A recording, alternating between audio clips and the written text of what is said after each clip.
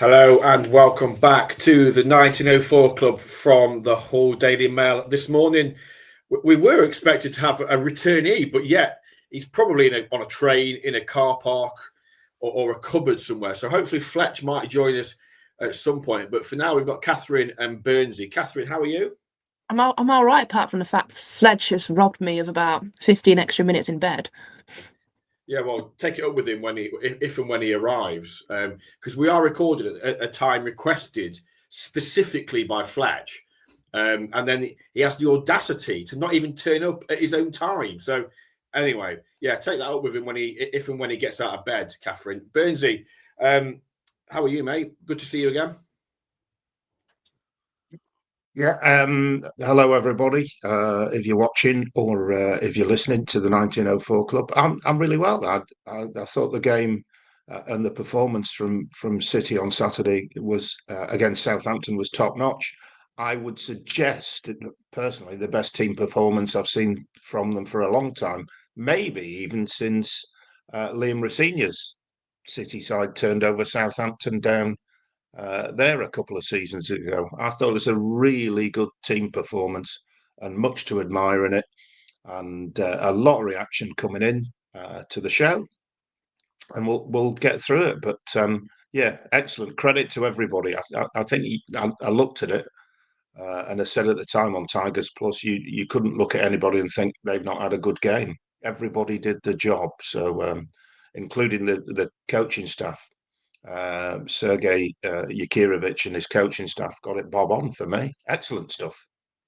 Catherine, we spoke obviously last week with Prutz as well about the build-up and in the build-up to the game. And I remember Prutz saying that there was nothing to fear from Southampton, that City should go into it, excited and see it as a really good opportunity. And we all said the same thing, that as good as Southampton obviously are in terms of the squad, the quality they've got, given the start that they'd had, there was, they were booed off against Portsmouth last Sunday. They felt a bit of an opportunity, and boy, did they take it.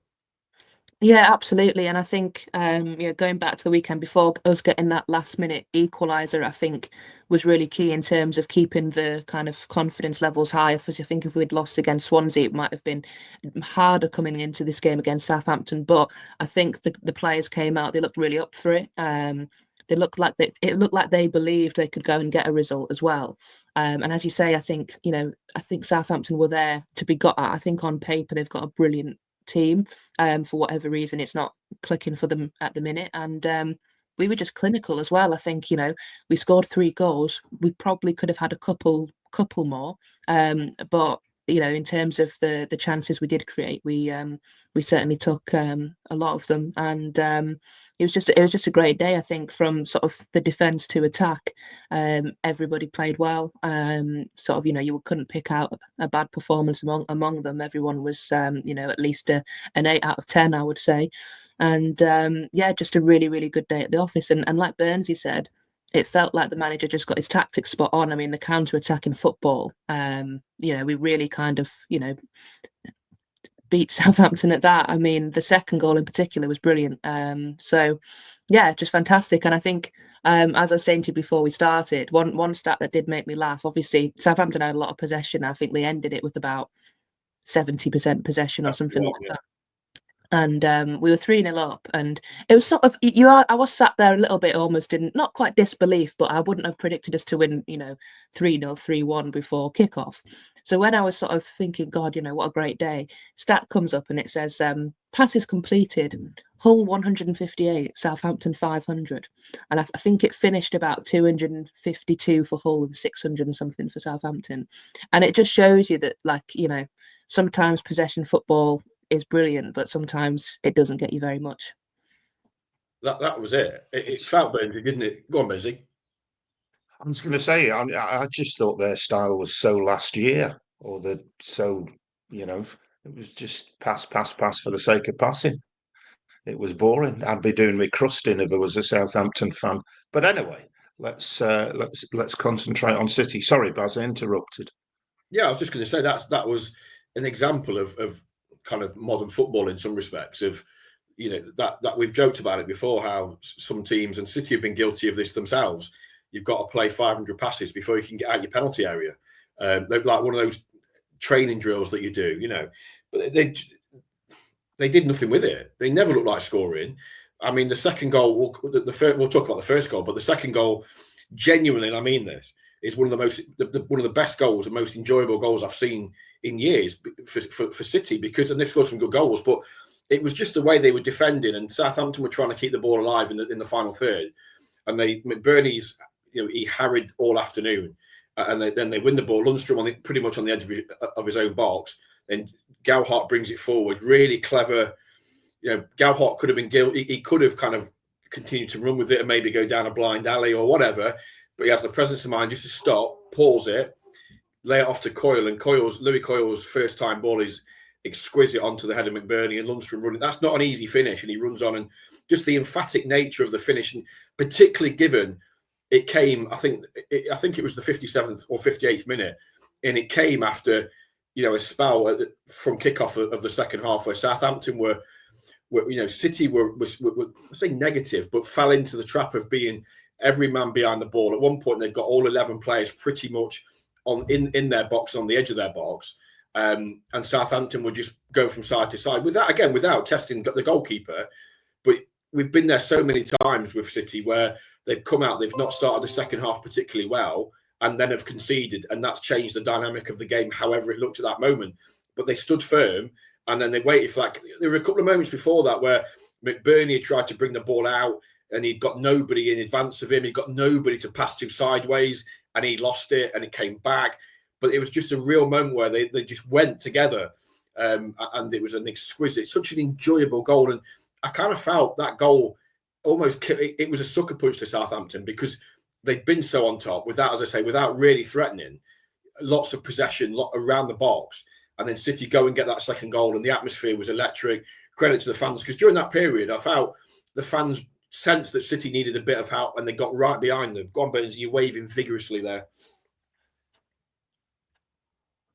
Well, I was just going to say, you'll have talked to Sergei. Was that sort of part of the tactical plan, or that's just the way it happened? It looked a bit the old Muhammad Ali rope-a-dope sort of tactic, but was it tactical, or it was just the way Southampton started and City sort of went back and back? Because you were concerned at that point, thinking, hold on a minute, you can't play like this all half, lads. You got to get out a bit here.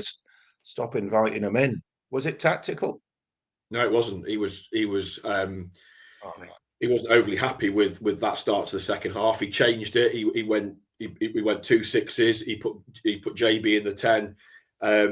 So he obviously identified that there was there was 22,000 people there.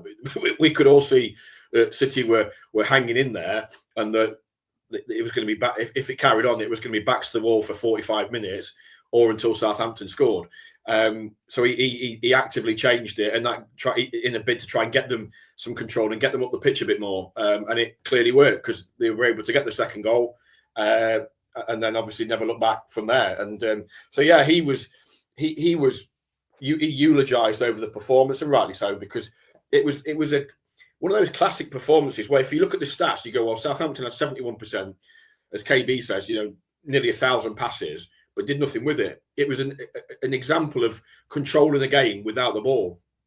And apart from that, I guess you could say even in that spell at the start of the second half, where Southampton had all the possession around the box, City they were still quite compact, quite tight.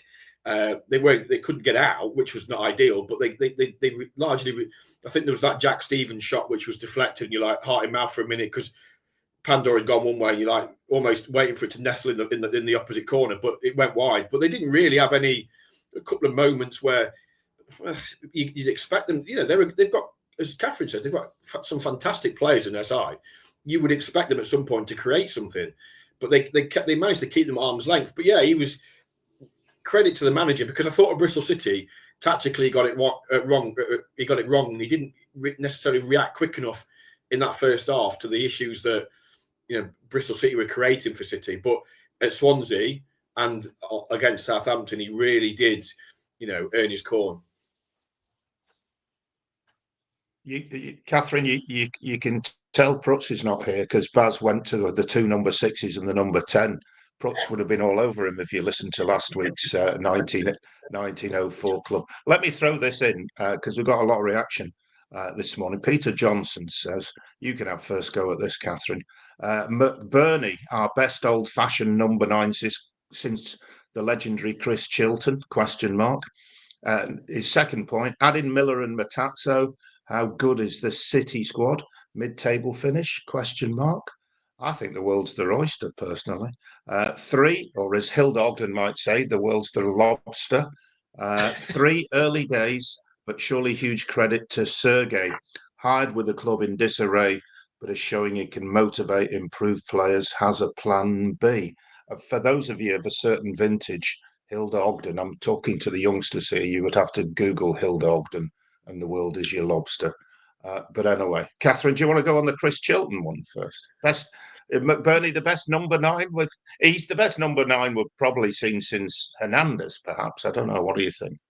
Yeah, I think so. And I mean, the Chris Chilton one, it's a bit difficult for me, given he was quite significantly before my time. I was aware of how good he was. I know how much of a legend he is at the club. But in terms, he's probably one for my granddad rather than me.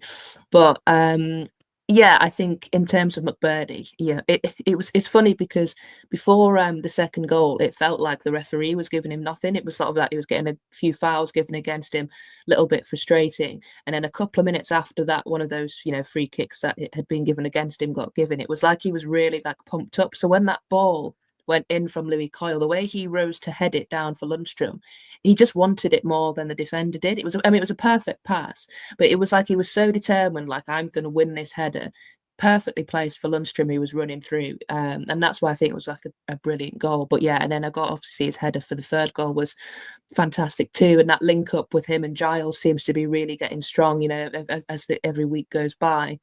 I think he's a different sort of.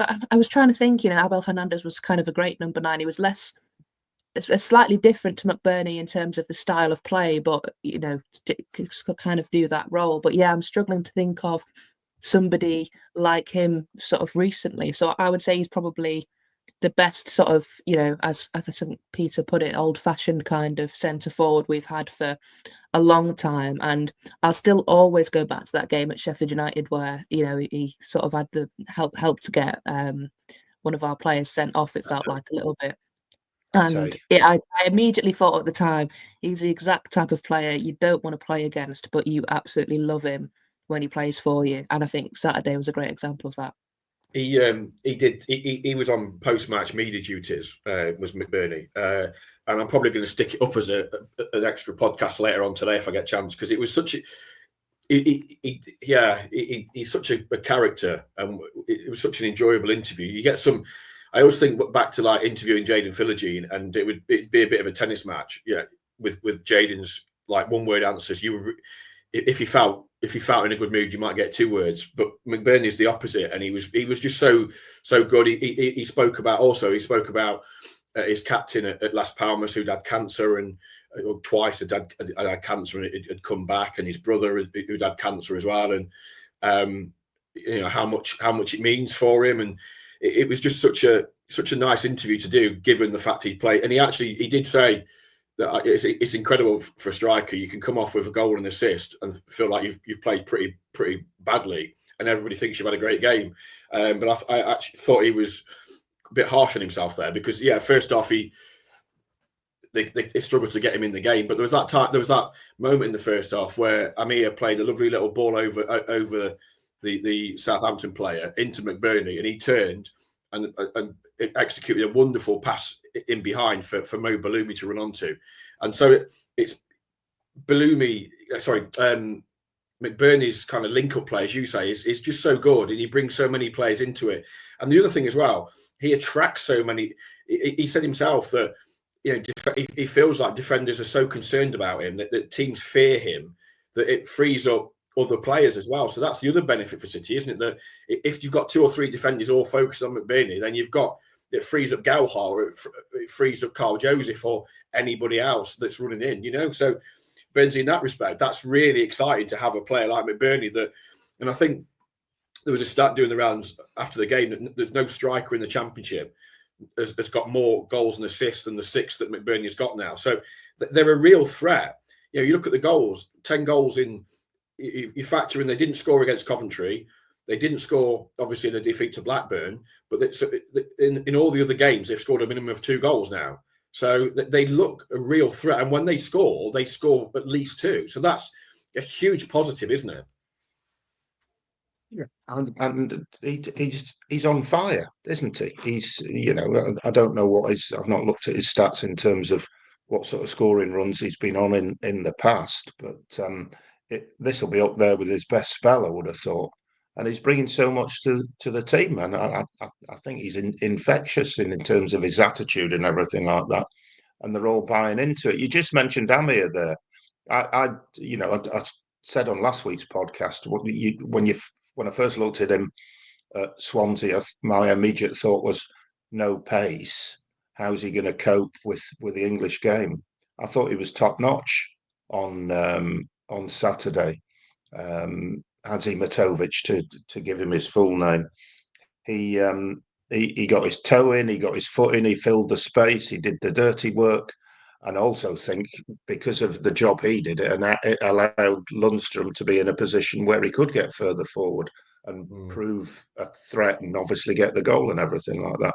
But there wasn't anybody I looked at on Saturday. I thought, well, you've not had a good game, son. Everybody was bang on. But Chris Chilton, I don't know. Peter's got more knowledge than me about that sort of thing. If he's saying it, I'm believing it. I'm trying to think of big number 9s City have had. Ben Burgess, perhaps, in terms of, you know, big tall striker. But Bernie, he's fun to watch, isn't he? He's engaging as well as engaging the defenders. I think I talked to somebody about how you would play against him as a defender, and they just said to me, I'd just leave him alone. You know, just don't get involved with him. Just leave him alone, stand off him, because he just draws you into his world, doesn't he? He's all arms and legs and everything like that, and draws you into a scrap. But he was fantastic on Saturday, and he's having a fantastic season, and long may it continue. I'll read some more messages in a minute. Yelovich. Go on, sorry, Catherine. Just saying, Yelovich was a little bit similar, more style. He's more similar to Yelovich probably than Hernandez in terms of style of play. And Yelovich had that kind of link up with Shane Long, didn't he? Sort of a player playing off him. And he got a lot of goals while he's just sort of using his body strength and being in the air. And he reminds me a little bit more of him maybe than he's probably the other one. We're going all misty-eyed talking about players now. Steve Benwell, who's the Hove Tiger on Twitter, says we're playing more direct and with more aggression and pace than I've seen for a while. Yeah, I'd agree with that. You can see how much we've missed players with that bit of nous, organisation and leadership. We look like we've probably got more of that now than at any time since the Brucey days. And just going back to Peter Johnson's point 2, it was mid-table finish. I mean, I do think it's a wide open division. What are you thinking, Catherine? I don't know. I mean, I think I said at the start of the season, like, I'd snap your hand off for mid-table, unproblematic season, no stress, give me some years back on my life type thing. But I mean, it's difficult, isn't it? Because I think it's still so early on, and you don't know what's going to happen with, you know, injuries and other teams and everything like that. I mean, if they play like that every week, then, you know, they've got every chance of finishing like much higher up the table. But it's just whether they can stay consistent. So I'd say at least kind of, you know, I'm looking at hopefully at mid-table, upper mid, and then, you know, looking beyond that potentially if we can secure that first of all. I think they're really dangerous, Burnsy, and I don't want to get ahead of myself because obviously we're only still in September, and let's not forget they had a couple of really poor results at Swansea and against Blackburn and Bristol City. I do like the reaction from the manager tactically since that Bristol City game and the Blackburn game. They've looked much more solid. They were much more solid at Swansea. Yes, they conceded 2 goals, but they were only 2 shots on target. And to keep that Southampton team out, for 94.5 minutes on Saturday is a huge step forward. I thought defensively they were exceptional as a unit. You know, Egan and Hughes have had were really poor against that. Well, obviously not. Hughes didn't play against Blackburn, but Egan was not great alongside McCarthy against Blackburn. Then they had a shocker at Bristol City, but they've responded really well. For the fullbacks, I thought Giles was going back. Was very good on Saturday. Louis Coyler's come in and made a real difference, in fairness, and a couple of terrific crosses as well. I just think so I like the response to those two defeats. I like the manager has kind of owned them, and so we need to be better. And he's learned from his errors as well. Now, obviously, they've got 3 big games coming up. I think we'll know a lot more about them when we get to 5 o'clock on. Well, it won't be 5 o'clock, will it? Because it's nearly kick-off against Sheffield United. But when that game finishes at 2:30 in on that Saturday, I think we'll know a lot more about them, because Watford away is, although Watford play tonight away at Millwall, but they've had a poor start to the season. Preston, won at Derby on Saturday. Heckingbottom, we know all about Preston, how wily they are at any stage of the season. And then you've got Sheffield United, who by that point you would expect there would have been a response to Wilder going in. It didn't happen on Saturday against Charlton, but you would expect that by the time they get to the MKM Stadium that there might have been a bit of an uplift. But we'll wait and see. So I think the next 3 games going into the October break will tell us a lot more. But as we sit now, I think they're dangerous. I don't know what's going to happen as the season goes on. None of us do. A lot of it comes down to form, injuries, suspensions, what happens elsewhere. But when you look at that attacking unit, I think you've got McBurney, provided he stays fit and available. He's as you say, Burns, he's on fire. You've got Gowhart, his role in that, his leap was like a bloody salmon to get above the centre half to win that header for the first goal. Carl Joseph looks a player transformed. You've got Andala is still finding his way. Akintola's in and out. We'll come on to Belloumi in a little while. But they've got, the fact they've scored so many goals in early in the season and in clusters as well. I just think they're a really dangerous side, and we don't know what's going to happen. But it's far too early. 10, 12 games is the yardstick, isn't it? And we're only at 6.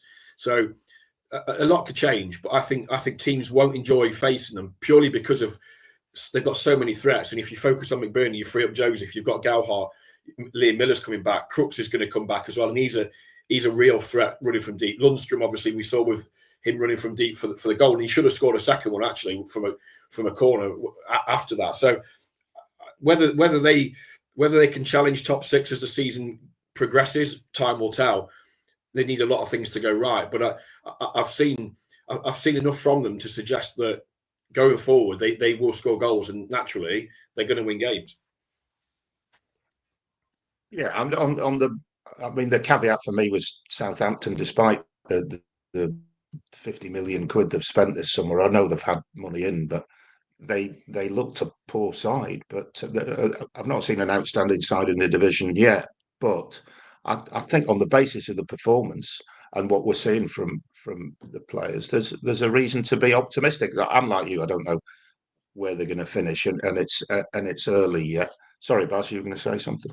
Yeah, before you plough into comments, I just wanted to say as well, I think there was quite a few questions about City coming into the game, because people had gone, well, yeah, okay, you got a good point at Coventry, but you've not looked great defensively since. So was that a kind of a one-off? Then they beat Oxford, last-minute goal, but in fairness, they deserved to win far more comfortably. And then Oxford went on a bit of a poor run, and everyone goes, well, Oxford are struggling.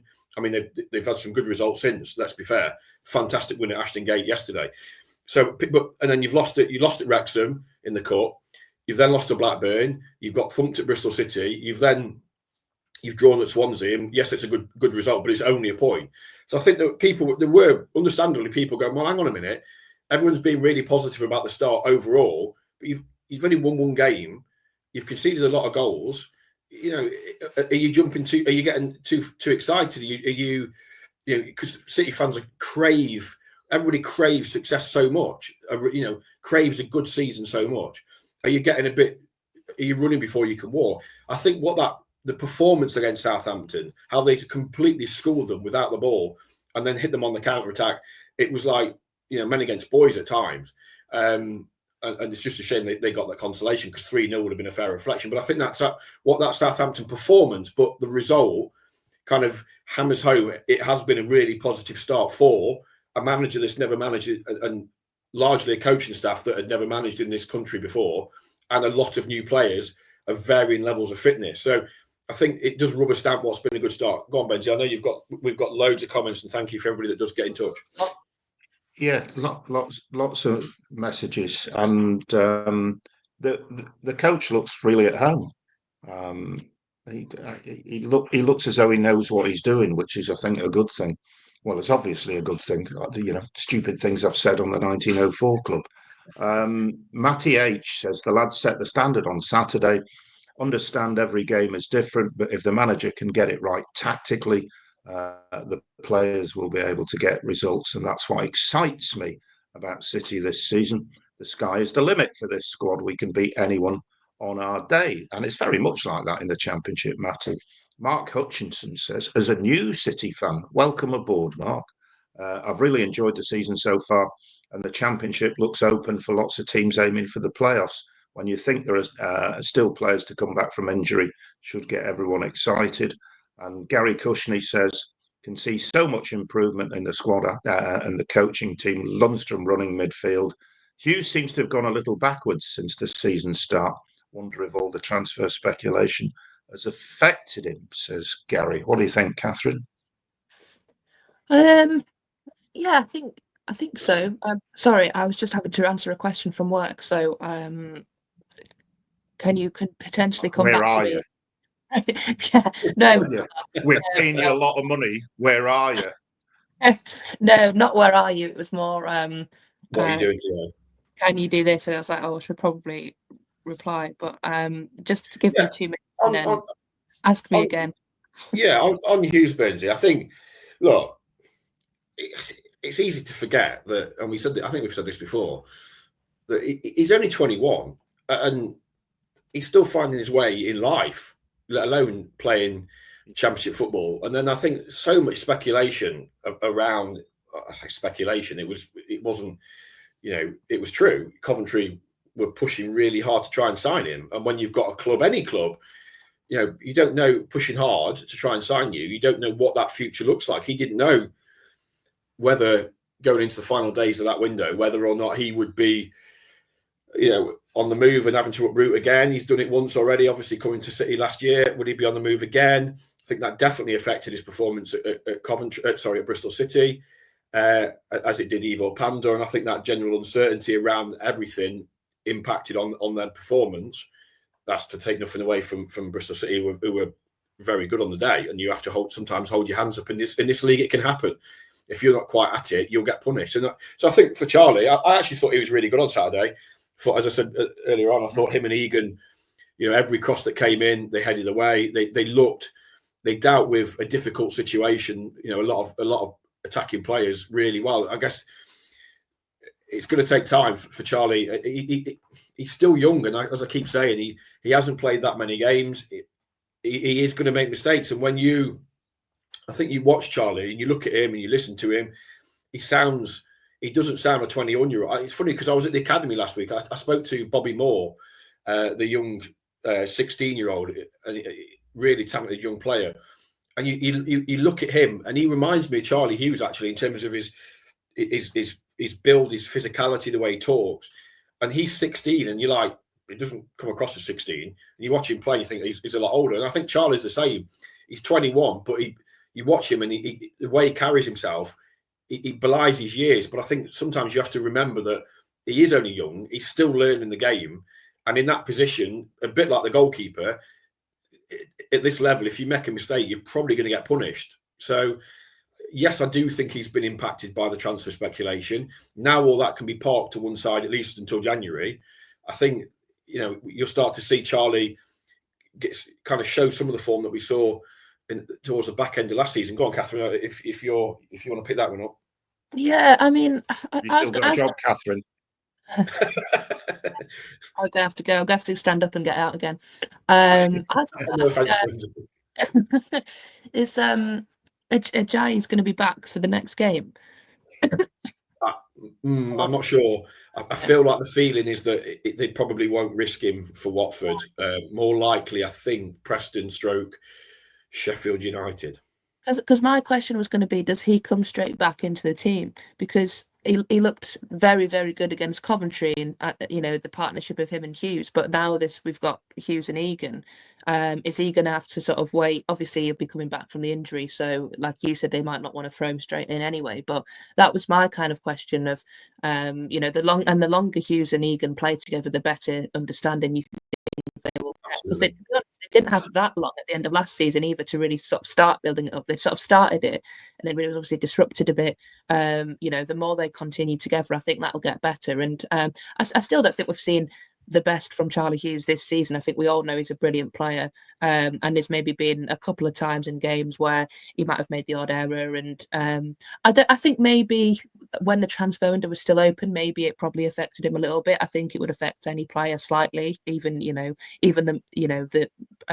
old and wise player that's had interest from another club. It's probably in the back of your mind somewhere, even if you don't think it's necessarily affecting you.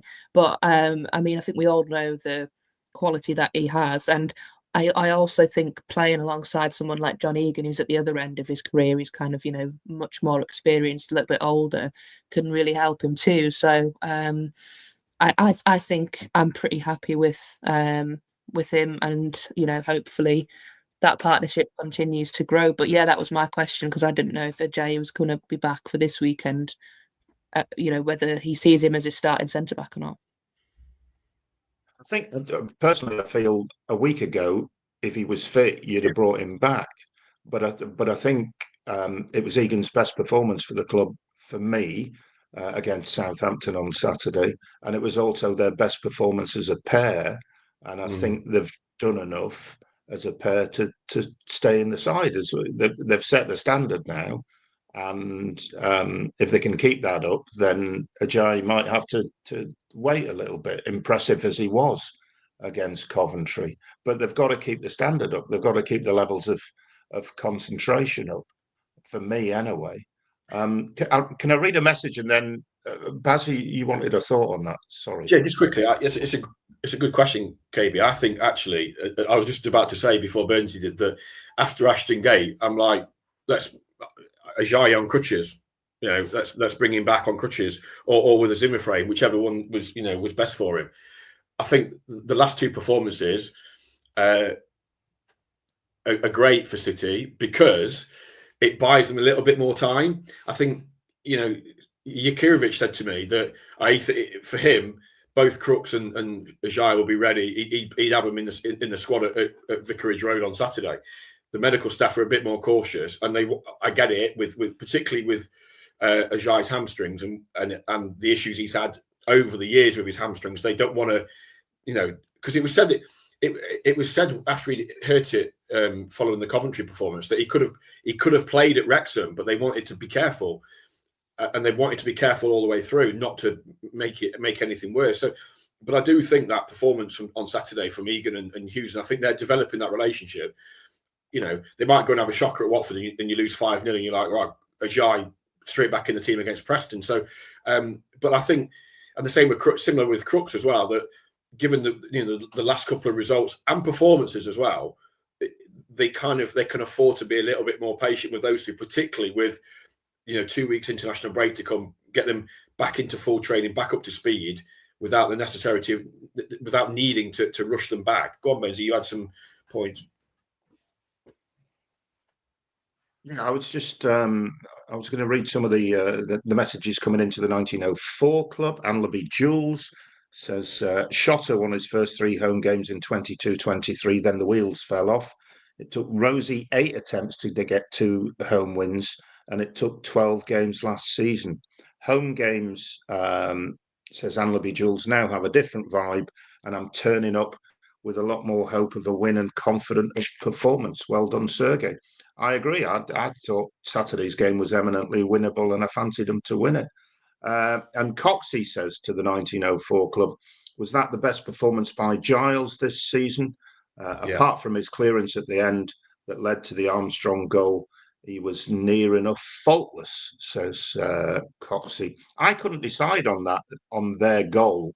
I mean, they'll be hugely disappointed giving away a goal because, the performance merited a clean sheet. I couldn't decide, and I still can't decide, having watched the highlights back, whether Pandor should have come for the cross, because it was not a cross coming in at pace necessarily. There was nobody really attacking the ball, and I do wonder whether he could have shouted to Giles and come for it. And the header out by Giles didn't have any great depth, did it? I'd be interested what you both think on that, actually. Catherine? Should Pandora come for that? Or would that be overcritical? No, I think it's it sort of struck me as like a end of the game where they've just it's that like concentration. If you've got to stay concentrated for 90 minutes, even though you're 3-0 up, they just sort of they were a bit slack. I think it looks bad on Giles because the header is quite weak. And I don't think he needs to probably head it to the side. He heads it obviously straight out to one of their players, but there's still a lot to happen before. It's not like he heads it to out and they immediately score. The ball still gets brought down. I think Armstrong sort of then turns and swivels. I think he swivels past somebody. I think he takes out potentially one of the centre backs. There might have been a midfielder around him as well. So I think it looked bad on Giles. He should do better with the header, but because the header was so weak, it's kind of easy to pick him out as being the one that's at fault, when I think it was probably a combination of Pandor could come and get the cross, doesn't. Giles's header should be better, it isn't. Then we're slow to react to the ball. Armstrong does really well to bring it down swivel, and I think it's a great finish and it's a sign of a good striker, and I was surprised he didn't start the game. But I think it was a combination of not just everybody not staying switched on until the end, and that'll be why the manager was probably quite annoyed about it as well. Annoyed? Was he annoyed, Baz? He was, to use his own word, angry, because he said to me afterwards that he felt that the clean sheet was so important psychologically for the goalkeeper, especially he referenced that, but also the defence. They've obviously conceded a lot of goals, as we know, since Coventry. It was massively important for them to keep that clean sheet, and particularly when you factor in the level of opponent. So he was really angry, and I'm not over-egging it. That was the word he used. But it's a difficult one, isn't it? Because if you'd have said to anybody associated with this football club at 10 to 3 on Saturday afternoon, you're going to beat Southampton 3-1, everybody to a man, woman and child would have snapped your hand off 10 times over. So it's just frustrating, I think. They've been so brilliant in the game to go 3-0 up, and then the 95th minute, and look, Catherine's bang on. You see Armstrong turn and finish like that, and you're like, well, where was he an hour ago? Maybe if he's in the team, Southampton carry some threat, because they were completely useless in attack. They had that one chance in the first half where he downs the Americans, he slices it miles wide, but that was it. There were two. I think they had 4 shots on goal on target. I think that 2 of them were powder puff headers that Pandor went to claim that my little lad could have done, and obviously the goal. And there was one other, but yeah, they were how they didn't start Armstrong. But anyway, that's not something we need to concern ourselves with.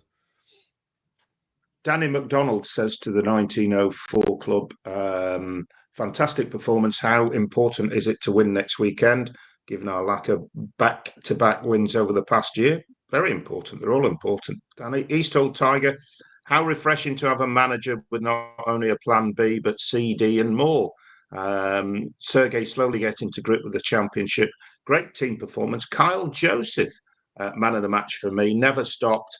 And Ollie McBurney bullied their defenders. Kyle Joseph, man of the match. Who was your man of the match, Catherine? And I think this is a tough question. Yeah, it's really tough question, actually. I think you could pick out a few people. I mean, I was really impressed with Louis Coyle. And in a 3-1 win, you don't usually pick out a defender, but obviously he was involved in the first goal, involved in the second goal. Doesn't actually get the assist for them, but he's put his crosses and deliveries were brilliant. And I think obviously he missed the start of the season with injury. He had that sort of, I think he had a difficult season last year, as a lot of players did, and had that sort of weird thing that happened with the altercation in the centre of Hull, where it just sort of felt like that summed up his really difficult season, and I think he carried a lot of the burden as captain last year. I think he put a lot on himself, so I think he looks free of that now. Watching him come back into the team, he looks like the player from 2 years ago when he had a brilliant season, and it's really actually nice to see him back playing his best football, and hopefully he can keep it up. So I was really, really pleased to see him put in such a good performance on Saturday. I thought Lundstrom was great. It was lovely to see Kyle Joseph have that moment to celebrate, with the home fans, because the goal he'd scored at Bristol, obviously it was kind of like a consolation goal, and that was his first one, but he didn't really get a chance to celebrate it. So I think that's why he looked so happy to get that first one on Saturday, and it was a bit of a scruffy one, but he was in the right place at the right time, and that's kind of what we've been wanting him to do as a striker, to just be in the position to get the goals, where he maybe hasn't been doing that previously, and hopefully that does his confidence a world of good. So it's hard to pick out one player in that performance. I think McBurney got it, didn't he, with the goal and assist, but there was a few really good performances in there. Burns, it's funny, isn't it, the life of a football manager? Because at 2 o'clock, 1:45, when the team news came out, and Carl Joseph's name's on the team sheet, everybody, a lot of people are going, why is he doing that? He's got Akintola, he's got Ndala. Why are we playing Carl Joseph at home? Why is he not playing two wingers? Got Belloumi one side, what's going on? And then Joseph delivers a really good performance, scores a goal. He's not, as you say, KB, he's not there by chance. He's followed the ball, he's found the space. And he got a lot of criticism last week at Swansea because he almost did the same thing in reverse for Ronald. To score their second goal, but he looks like a player transformed. He's a really nice kid. Is Kyle? You root for some of these players because you don't necessarily get to know them in the role that we're privileged to do, but you do spend time with them. You do talk to them quite a lot, and particularly out in Turkey. When he said that I had a really nasty ankle problem. I came here with the ankle problem. Obviously, I didn't really get much of a consistent look in last season. We were struggling, the team was down the bottom, etc. I've had ankle surgery. I feel a lot better about stuff. You want him to do really well. You want him to flourish, and he's got 2 goals in 3 games. And you make a great point, Benzie, that his goal at Bristol City kind of almost got forgotten because they got beat, and they got convincingly beat. But he could have had another one earlier on from that, when Akintola did really well to put the cross in, and the goalkeeper, I can't remember if the goalkeeper turned it over or if he headed just over. But anyway, it was a really good chance. Then he scored a good goal. Let's hope he kicks on, because City need him to kick on. They can't just rely on McBurney. They can't, if McBurney gets injured or he gets suspended, they've got to have the confidence to go, well, actually, McBurney's not available today. We're going to go Carl Joseph as the number 9. And he has to have the confidence to go. And I think if McBurney wasn't playing at Watford on Saturday, I think Kyle would have the confidence now with 2 and 3 to go and play that number 9 role and be well supported by Gowhart, by whoever plays wide, be it Ndala, Akintola. Obviously, Belloumi is unlikely to be there as we await the outcome of that scan. So I think it's really important for City and for Kyle, because he's a really nice guy. And it's not his fault the club paid $2.5 million in January and he didn't score a goal. But now he looks to have found his feet. And I say the manager's done a fantastic job in improving him. And just mentioning the manager, and you both mentioned confidence when you were chatting. I think one of the big things for his confidence is the manager chose him despite that mistake at Swansea. The manager put him in the team again, and the manager and the player and the team and the fans got the reward. Just mentioning Belloumi, what's the latest? What do we know? So it's a bit unclear at this stage. I guess we'll find out officially when we speak to the manager in a couple of days to preview Watford. I think the feeling is that it could be 4 to 6 weeks. It's a hamstring problem. It's a hamstring, yeah? Right. It's definitely a hamstring. I interrupted there. No, you're okay. But it could be 4 to 6 weeks, potentially a little bit longer, maybe 8. But Jurkovic said himself, it was expected. Belloumi cannot force the issue because he has to work with the medical staff. But obviously, Mo felt good. He came on against Blackburn. He had a couple of other cameos. He played an hour in that. He scored a couple of and played an hour in the 21s. If you ever needed an example of how different the 21s is compared to the Championship, he starts a game in the 21s and has no problem. Starts the game in the Championship and is off before half time. So it is expected when you have ACL injuries. The hamstring is the one that often suffers from that.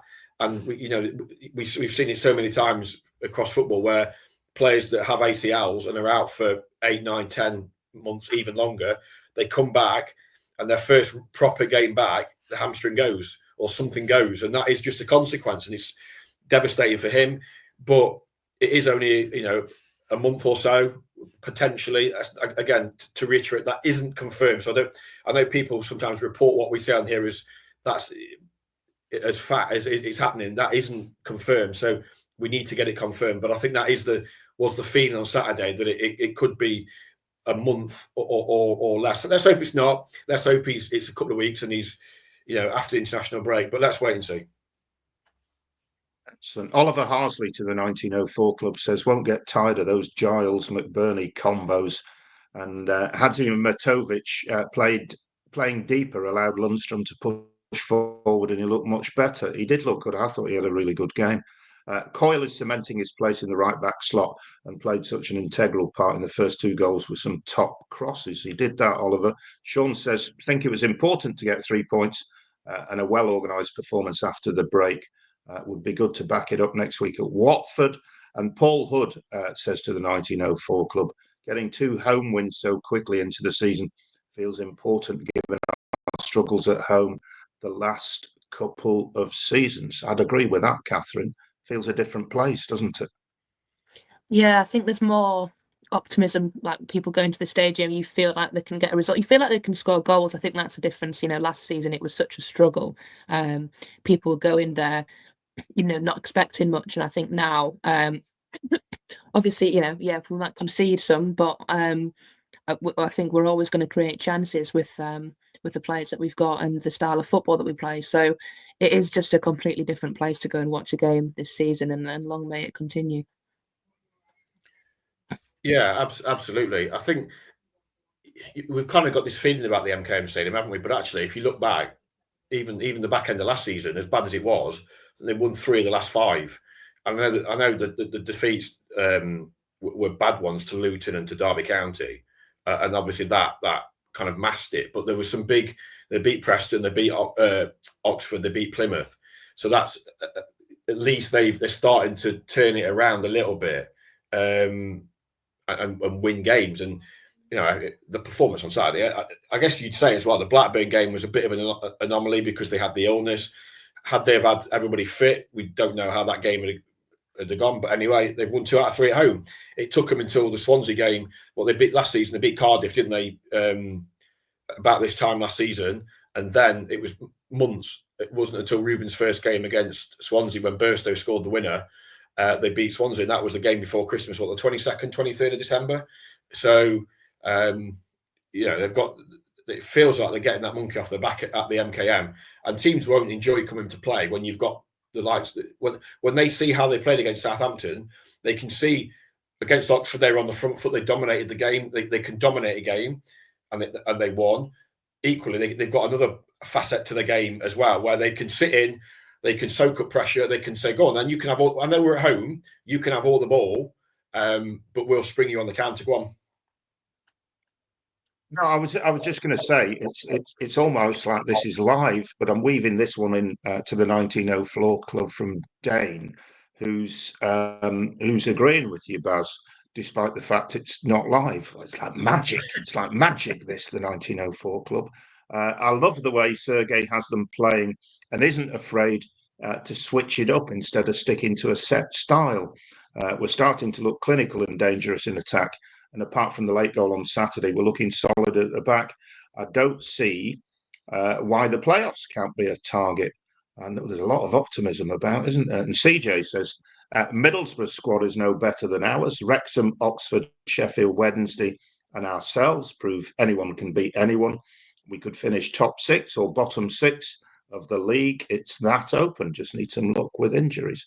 I agree with that. As I said earlier on the pod, I think it's wide open, and I don't know where. I don't think anybody knows where City are going to finish. It is early yet. People are, teams are still adjusting. Players getting used to each other. Coaches getting used to the players and all that sort of stuff. But I think all the signs, and I know it's only the second win of the season, were positive, and it's there's a warm glow about them at the moment. I just think it's nice that we can talk about such a good win as well. It wasn't, we've for the last year or so, it's been so largely depressing, hasn't it? And obviously through the summer we had all the off-field shenanigans and the transfer bans, and that's not gone away. Let's not forget that's still there. And if they don't get their together off the pitch, they'll be punished again, and they won't be able to buy players next summer. So let's not pretend that everything in the garden is completely rosy, because that issue they got themselves into is still there. But despite that, they've dealt with the manager, the staff. They've dealt with it brilliantly. They've got a good squad together. Let's hope that they can get shy of these injuries. Great news that Liam Miller is back. He wasn't risked on Saturday. It looks like he's going to play for the under-21s away at Fleetwood on Tuesday. And presuming he comes through that, he could be in the squad at Vicarage Road at the weekend, which is a massive boost. I guess the caveat to that is what we've just seen with Mo Belloumi is that, Liam's the damage that was done in Liam's knee was far, far greater than Mo. Hence why Liam's was 2 weeks. Liam's injury was 2 weeks earlier than Mo, but Mo's come back before Liam, because Liam's was I think from what they've said, was a fairly straight up and down ACL, whereas Liam's knee was completely ruined. So let's hope that he's a great lad, Liam. Let's hope he gets through that 21s game without any issue, and he can begin his comeback properly at Vicarage Road. But again, you just have to be cautious given what we've just seen happen to Mo Belloumi. There's no guarantees it's going to happen to Miller, of course. Let's hope it doesn't. But it is just a word of warning that he comes back and it could happen. But that's great. Crooks and Jai aren't too far away either. Matazo, Catherine referenced him, around Christmas. So things are looking up. And they were brilliant on Saturday, and the atmosphere was great. And it's all. But the Championship is like that, isn't it? You're only as good as your last game. If they go to Watford and lose 3-0, everyone's on a downer again. And suddenly that those two home games against Preston and Sheffield United become even bigger. So the next 3 games before the break for me, Catherine, are really important. Then you look after the break. You've got Birmingham coming. Away at Birmingham, you've got Leicester City, you've got Charlton. Some really big fixtures coming up, real tests. But that's what it's all about, isn't it? It is, and I have to ask, I've been wondering this throughout the whole podcast. Are you wearing the Elton John t-shirt because we're playing Watford at the weekend? Is that why you're wearing it, or is it just a coincidence? It's a happy coincidence. Actually, that Saturday was great. So, and one of his great songs is Saturday, isn't it? So, but yeah, I know young Trotter from the club will be delighted to see I've got an Elton John shirt on in acknowledgement of going to Elton's backyard. And it's his birthday on Saturday, young Trotter from the club. So I should send out birthday wishes to him for the weekend. But no, it is just a pure coincidence that I'm wearing a Rocket Man t-shirt if you're not watching on YouTube. I hope it's not bad. I hope it's not bad luck. I hope that's not gonna, Reverse psychology. I'm gonna blame the t-shirt, I think. But no, what you say, you make it's a good point. I think Watford now feels winnable. And not that it didn't feel winnable previously, but I think obviously off the back of those 2 good results, I did always think these 3 run of games, Swansea, Southampton, Watford, I thought Swansea and Southampton were going to be really difficult, Swansea especially. So great point there.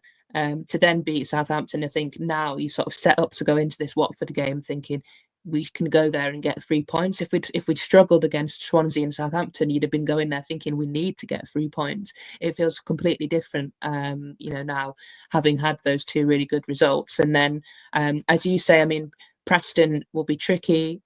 Sheffield United, I'm actually hoping they'll have got some points by the time we play them, because otherwise you feel like that it's going to happen eventually. And then, it would have been nailed on if Ruben was still there for them to get points against us. But by all accounts, I think they were a bit better than on Saturday under Wilder. Obviously, it still ended up being the same. It just shows you that sometimes, it's not a simple thing of change the manager and you immediately win the game. Sometimes that doesn't happen, but I am hoping they'll have got at least a point on the board by then. Otherwise, it'll be nailed on for him to come here and get something. In terms of what you were saying about the finances, as in the transfer embargoes and things like that, just not the fact that the owner has bought this extra share and put what 15, 17 million quid into the club, that effectively, and I don't know the ins and outs of the finances, that effectively would cover the losses for an average season in the Championship. It's scary saying it, isn't it? But that would do that. So they should be all right, yes? You'd hope or so. Is my logic wrong? You'd hope so. Right. But let's see what happens. On a loosely related subject, Martin Hodge is wanted by Swansea, head of recruitment. He was working at the club the back end of last season, and it was made official after the season finished. Hodge, the club's head of recruitment, is he did work at Swansea. He was at Swansea in March last year. They're going through a lot of change as well in South Wales. I think Richard Montague, who was there, head of recruitment from Notts County, has left. So there's a gap there. They do want Hodge, but my information from the club is that they remain hopeful of keeping him. It's still early days yet, but as I say, they did it between them. You've got Adjun, Jerry Dublin, Martin, Mustafa, the collective. Adjun referenced it a few years ago as the Brains team or Brains Trust or whatever. But whatever they call themselves, if they do indeed call themselves anything, which I'm not sure they do, they did a sterling job over the summer. So I think it would be a disappointment if Hodgie left. But as I say, as it stands at the minute, the club are hopeful of fending off that interest in Hodgie, and he will remain at the MKM Stadium.